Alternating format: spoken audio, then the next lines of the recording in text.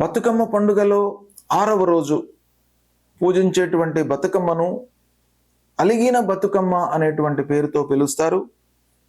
ఈ అలిగిన బతుకమ్మ అనేటువంటిది జీవితంలో ఎంతటి వారికైనా కూడాను, ఎవరికైనా కూడాను అప్పుడప్పుడు కోపము, అలగడము ఇవన్నీ కూడాను సహజం గనక ఇవి రాకుండా ఉండడానికి, ఒకవేళ కోపము వచ్చినప్పటికీ తాత్కాలికంగా మళ్ళీ అది నిర్వీర్యమైపోయి మృగ్యం కావడానికి ఆ అమ్మవారి యొక్క అనుగ్రహం ఉండాలనే ఉద్దేశంతో ఈ అలిగిన బతుకమ్మ పేరుతో ఈ 6వ రోజున పూజ చేయడం అనేటువంటిది జరుగుతుంది.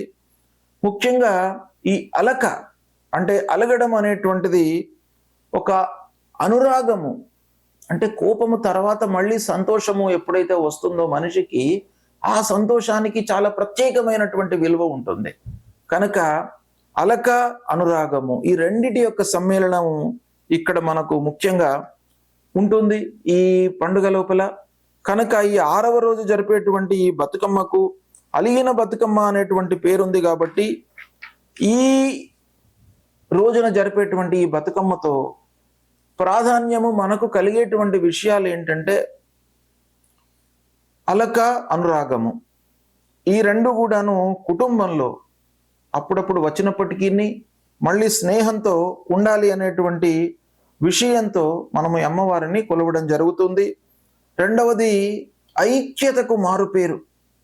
అలక వచ్చినప్పటికీ, కోపం వచ్చినప్పటికీ మళ్ళీ అది తొందరగా పోవడానికి, ఐక్యత వర్ధిల్లడానికి ఈ అమ్మవారికి ఈ రోజున పూజ చేస్తాం.